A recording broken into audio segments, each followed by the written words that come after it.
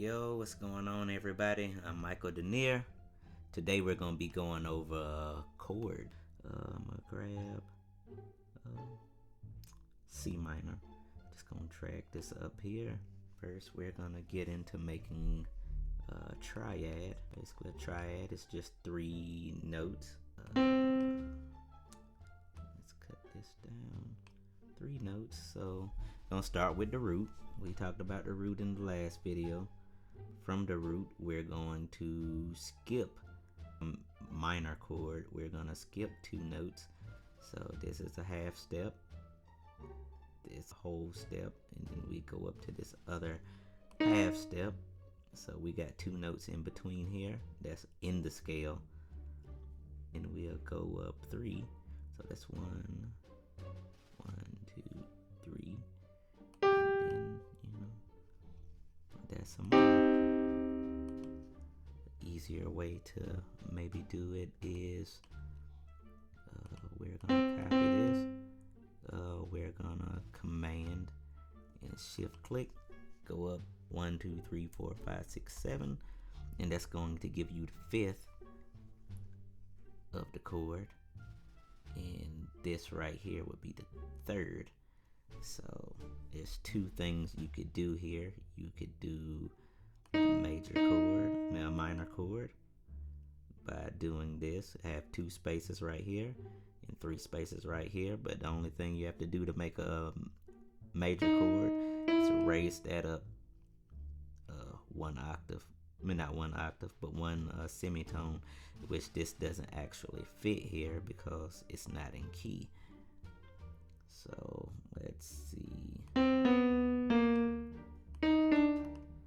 To something that actually is in key.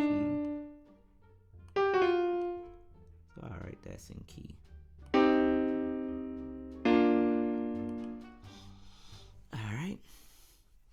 So that's how you make a chord. That's a triad.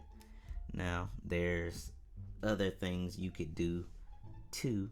Like if I erase this and it's just 2 notes, that's called a dyad.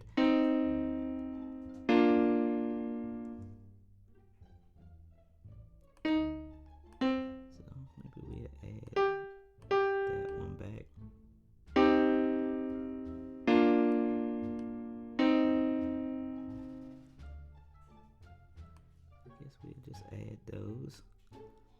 So, I mean, that's if you want to do something simple, that's how to build a simple triad or a dyad. Now we're going to get into adding more to those, because you don't have to just add 3. You could actually add more, which I think this would be a 7th. And pretty much you see how we go 2, 3, 2,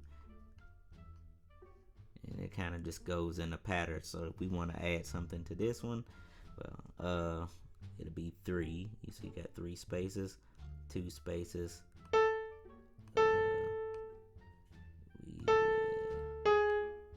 Well, this one doesn't work just because of where it's at. So I think that would be dominant, I want to say. But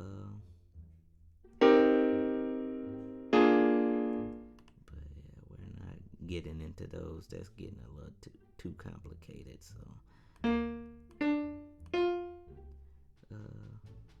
let's see. So we got a dyad right at the end.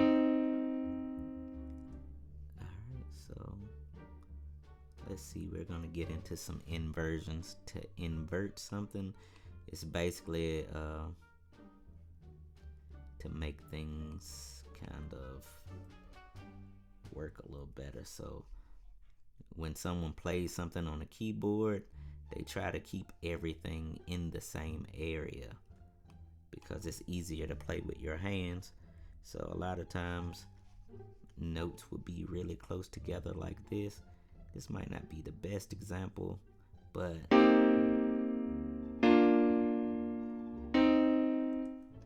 let's see. We're going to invert these 2.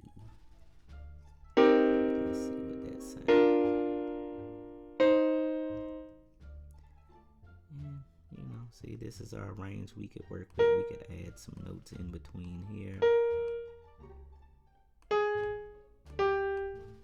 We're just gonna kind of play around a little bit.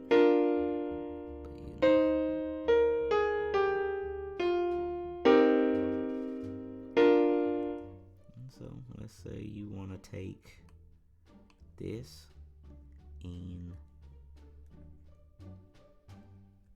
copy it down. We're going to check cliff, and then we're going to command down.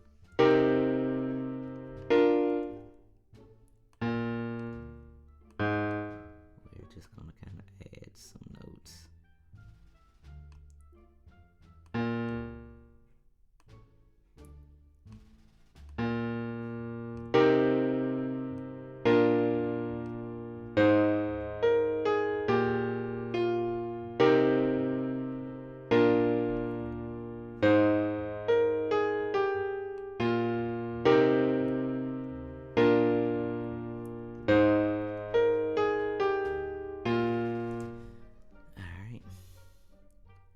Pretty much how you make chords.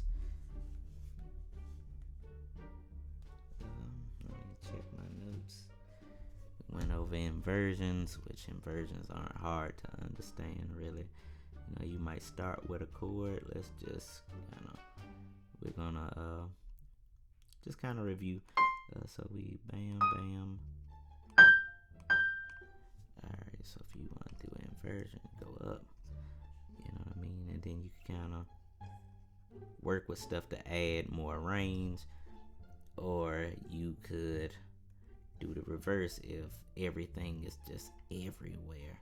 Like if you got notes like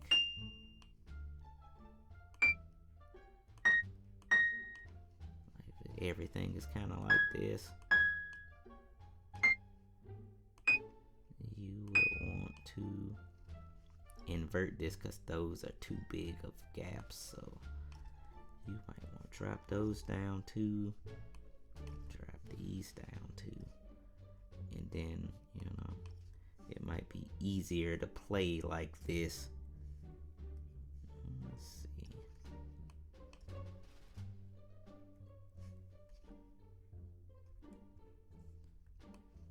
see what that sounds like. I don't know what it sounds like. I was just using that for an example.